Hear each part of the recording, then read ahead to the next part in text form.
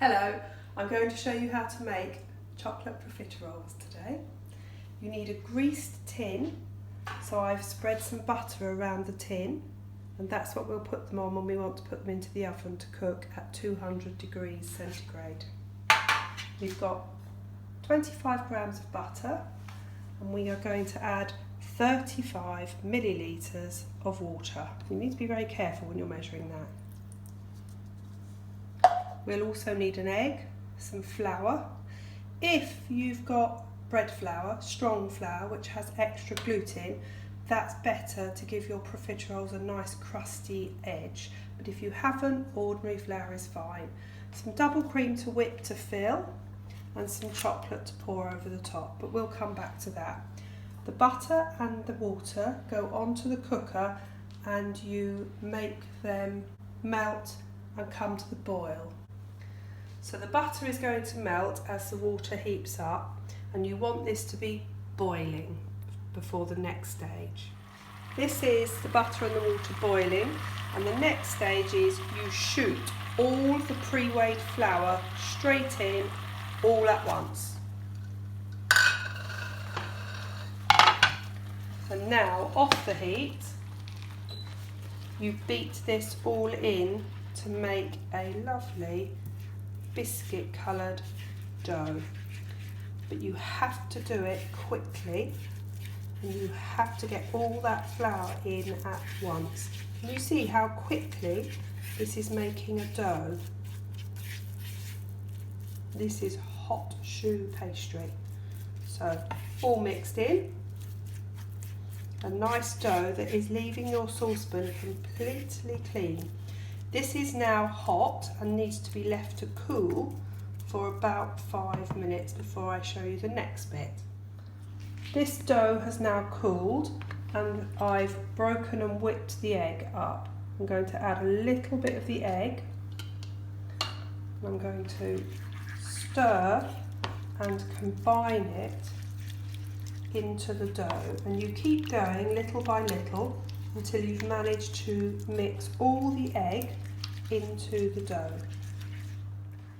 The egg has now been combined into the choux dough, and just make sure you haven't got too many lumps. You want a nice smooth dough. This recipe makes enough profiteroles for 2 to 3 people. So take 1 teaspoon and then push off onto that greased tin from earlier. So you're looking at walnut sized. They will grow, so you do need to space them apart. So when we're at school, we often try and get 14, and that's 2 for each child at a blue table and 2 for the adult helping. So see how many you can get, but you don't want to scrimp on the size. If I get 12 today, I'll be happy. But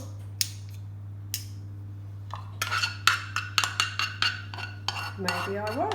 Maybe it will be 9. And because it's for 3 people, that will be okay. Right, I think you're going to have to lose some.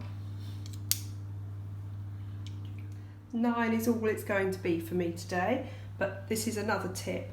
Just before you put it in the oven, you put a little bit of water onto your greased baking tray, and as the oven cooks your choux profiteroles, the water will steam and that allows them to puff up. As soon as they come out of the oven, you find a crack somewhere and you just poke a knife in, and inside all the steam then is able to release as it cools. In fact, you might even see some, and then it stops the inside being soggy. So I'm going to go around, find a weak area in each one, and that's what will release the steam, and it will also give us a little hole for filling when it's properly cooled. Whipping cream, double cream or whipping cream will whip. You will never get single cream to whip because it doesn't have a high enough fat content. So put it into a large bowl, and with a balloon whisk you just gently start stirring around, incorporating air, and slowly your cream will whip until it's stiff. And this is going to fill our profiteroles.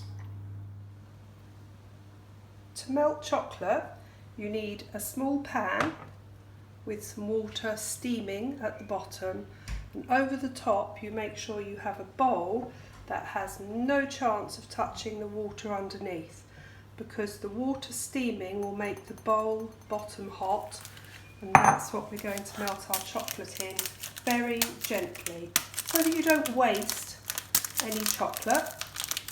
Break it all up before you open the packet.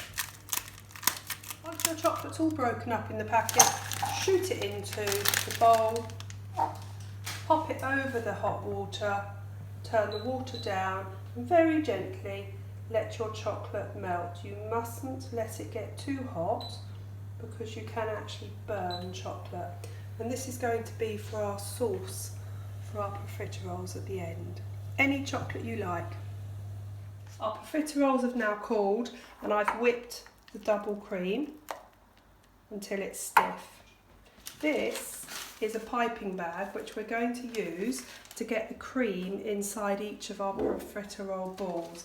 These piping bags come in tubes of 10 from Tesco's or Waitrose, so that shouldn't be too much of a problem. You can either support your bag in your hand and fill with the other, or you could pop it into a jug to hold it for you as you transfer your whipped cream into your piping bag. Oops.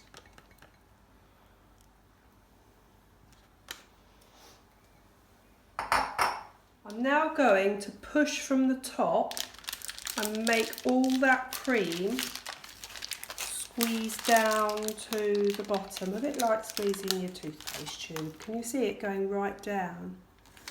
And now, right at the last minute, you snip off the bottom of your piping bag, twist the top gently, pick up a profiterole that's cooled, pop your piping bag into the hole you made, and I'm squeezing from the top until I can tell my profiterole's full of cream. Let's do another. Ready? Piping bag in, squeezing from the top, and full.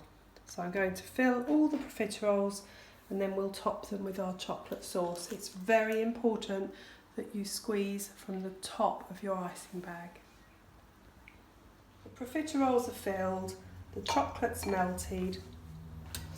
Now I'm going to drizzle the melted chocolate all over the top of the profiteroles. If you don't want to do this and you'd rather buy a chocolate sauce, you can buy those ice cream sauces in supermarkets. But I don't think you need to be buying profiteroles anymore from a supermarket, do you? There you go. Make sure each one has got a little bit, and then chill this until you're ready to eat it.